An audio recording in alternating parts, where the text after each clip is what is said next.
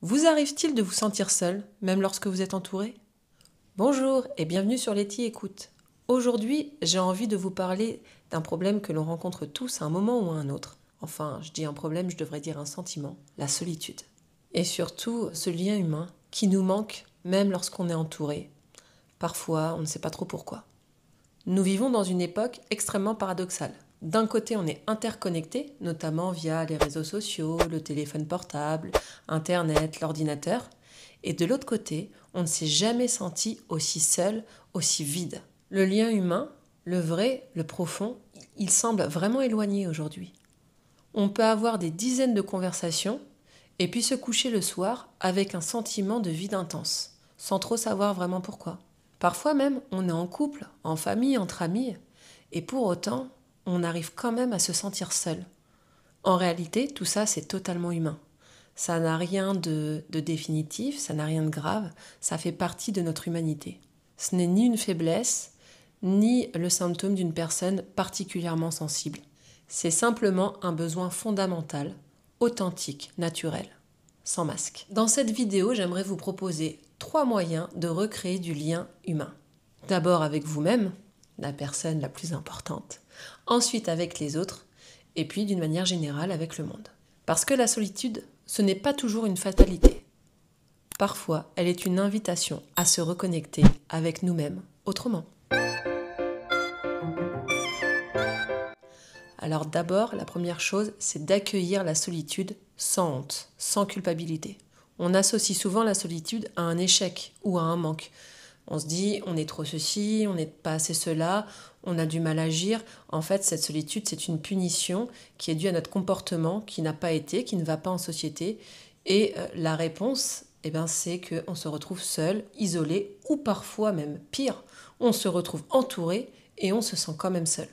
Cette voix intérieure qu'on ressent à ce moment-là, elle nous culpabilise, elle nous fait nous sentir mal. Mais la vérité, c'est que la solitude fait partie de la vie humaine. On ressent tous, à un moment ou à un autre, ce vide. Et si on y réfléchit, elle n'est pas forcément un problème à résoudre, là, maintenant, tout de suite.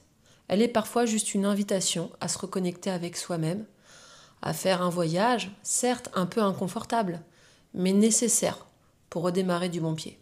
Posez-vous cette question, et si cette solitude n'était pas une punition, mais une invitation à une pause. Un moment pour faire le tri, pour se retrouver, pour réfléchir à ce qu'on veut vraiment, à qui on est et à où on veut aller. Accueillir cette solitude, c'est arrêter de lutter. C'est se donner la permission de l'accueillir, simplement, sans se sentir obligé d'aller contre. C'est la regarder en face et se dire, en douceur, je traverse quelque chose de difficile, c'est vrai, mais au lieu de me rejeter, je vais m'accompagner dans ce changement. Peut-être que cette solitude, à ce moment-là de ma vie, elle va m'apporter quelque chose de positif.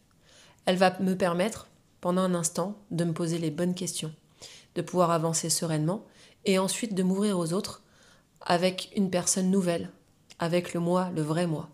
Parce que dans le silence de cette solitude, il y a parfois des choses essentielles qui peuvent remonter à la surface. Par exemple, des émotions mises de côté depuis bien longtemps. Ou encore des désirs qu'on n'osait plus écouter. Une fatigue qu'on n'a jusque-là pas vraiment voulu reconnaître. Ou tout simplement un besoin d'être avec soi. Sans rôle à jouer, sans obligation. Et c'est souvent dans cet espace que commence la transformation. Quand on cesse de vouloir fuir et qu'on commence à s'écouter. Vraiment. À se reconnecter avec soi, à se demander qu'est-ce que je veux vraiment. Ensuite, ce que je vous propose, c'est de créer chaque jour un mini-lien, mais un mini-lien réel. Alors comment ? Quand on parle de lien humain, on pense souvent à des choses extraordinaires, des choses spectaculaires, comme des conversations à bâton rompu, comme des moments intimes avec une personne qui nous confierait vraiment sa vie, des amitiés solides, des gens qui changent notre vie, c'est à ça qu'on pense. Mais en réalité, le lien, il commence bien avant tout ça. Il commence dans des gestes minuscules, presque invisibles, mais des gestes profondément humains. Par exemple, un regard qui dit « je te vois », un bonjour dit avec le cœur et pas de façon automatique, un petit mot, une petite attention, un sourire sincère, ou simplement un lien avec soi-même, un regard dans la glace, Alors voilà le petit rituel que je vous propose. Chaque jour, vous créez un mini-lien. Après, c'est pas la peine de se mettre la pression. Mais chaque jour, vous créez un seul lien avec quelqu'un, que ce soit vous-même ou que ce soit une personne extérieure. Je vous ai donné quelques exemples. Après, vous pouvez faire ce que vous voulez, ce qui vous semble le plus important pour vous. L'essentiel, c'est que votre geste soit sincère et vienne du cœur. Un sourire sincère à une personne que vous croisez, un message envoyé à une personne que vous appréciez vraiment, une question posée mais avec une réelle intention, comme par exemple « Et toi, comment ça va vraiment ?» Ou alors vous pouvez tout simplement vous adresser une parole douce. J'aime tes cheveux, j'aime la façon dont tu t'es habillée aujourd'hui. Même si vous vous parlez à vous, c'est déjà le début. Ce sont ces micro-moments d'humanité qui nous relient. Et puis surtout, ils nous rappellent une chose essentielle. On existe. Et on peut entrer en lien avec quelqu'un, même quand on se sent cassé. Même quand on se sent isolé, sur le bord de la route. Le lien, ça se cultive. C'est comme une plante fragile. Il n'y a pas besoin de grands discours. Juste de paroles sincères. Ça fait vraiment toute la différence. Et ces petits gestes que vous allez mettre bout à bout, jour après jour, ça va finir par tisser un grand lien, un vrai lien. Et vous allez voir très rapidement, peut-être en même pas un mois, la transformation. Le fait que vous allez vous sentir vous-même moins seul. Vous allez vous rendre compte que la solitude que vous ressentiez à l'intérieur de vous, elle n'est pas si réelle. Et ça, croyez-moi, ça change beaucoup de choses. Déjà votre état d'esprit, et puis votre bien-être, votre ressenti au quotidien, ça va vous permettre de voir la vie sous un meilleur jour. Et ensuite, en dernier lieu, d'oser exprimer ce que vous ressentez. C'est le plus difficile, c'est toujours le plus difficile d'exprimer ce qu'on ressent avec la peur des autres, la peur du jugement, la peur de ne pas être aimé, de ne pas être écouté. Mais c'est important. D'autant plus quand on vit dans la solitude. Parce qu'on a l'impression qu'on n'intéresse personne, qu'on ferait mieux de se taire, que ce sont des petits tracas et puis que ça passera, et que de toute façon, personne ne peut nous comprendre. Mais voilà, garder tout pour soi, c'est comme crier dans une pièce toute petite et fermée. Plus on tait ce qu'on ressent, et plus ça gonfle à l'intérieur. Et à force, ça déborde. De tristesse, de colère, de mal-être. Voilà, ça vient de là. Alors oui, il faut oser parler. Oser mettre des mots sur ce que vous ressentez. Évidemment, pas forcément partout et pas forcément avec tout le monde, mais plutôt à la bonne personne et puis si possible au bon moment. Parce que vous pouvez avoir une amie très proche, si elle est occupée à faire autre chose, elle ne pourra pas forcément vous écouter. Il faut trouver le moment propice. Mais avoir quelqu'un qui vous écoute avec bienveillance, sans jugement, sans forcément chercher de solution à votre problème, juste qui vous écoute, ça permet vraiment d'alléger le poids qu'on peut avoir à l'intérieur et de commencer à s'ouvrir et à trouver des solutions en nous. Alors si vous avez cette personne dans votre entourage, c'est parfait, vous allez la voir et vous lui exprimez ce que vous avez sur le cœur à un moment où bien évidemment elle est disponible.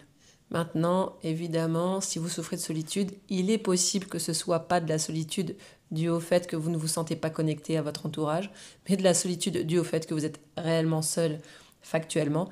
Vous avez quand même besoin d'exprimer ce que vous ressentez sans être jugé, avec bienveillance et sans avoir besoin de mentir ou de trahir qui vous êtes. Vous pouvez par exemple utiliser l'écriture. Ça peut être un bon moyen quand vous n'avez personne à qui exprimer ce que vous ressentez. Alors, il s'agit d'un petit carnet de bord dans lequel vous écrivez vos émotions, vous écrivez vos ressentis les jours où vous sentez que ça va pas. Après un échange avec un professionnel, c'est possible aussi. Ça peut apporter dans certains cas des solutions, en tous les cas au moins ponctuellement.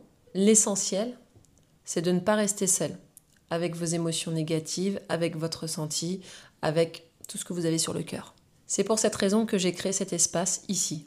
Cet endroit, cette chaîne, ce moment que vous vivez là, maintenant, tout de suite, c'est un espace où vous pouvez déposer ce que vous portez, vos doutes, vos inquiétudes, vos émotions, sans risque d'être jugé, en étant totalement vous-même, authentique. Vous n'avez pas besoin de vous montrer sous votre meilleur jour, mais juste d'être vous. Rappelez-vous que la solitude ne vous définit pas. Ce n'est pas une preuve de faiblesse. Elle ne dit pas que vous êtes trop ou que vous n'êtes pas assez. C'est un appel, une invitation à recréer du lien autrement. C'est un moment de pause en fait. Parce que la solitude, lorsqu'elle est accueillie, elle peut devenir un passage vers plus de conscience, plus de justesse, plus d'amour même. Elle nous rappelle que pour tisser du lien avec les autres, du lien vrai, du lien réel, il faut d'abord renouer avec soi-même. Être à l'écoute de nos besoins, de nos émotions, de nos ressentis. C'est seulement à partir de là que des connexions sincères peuvent émerger.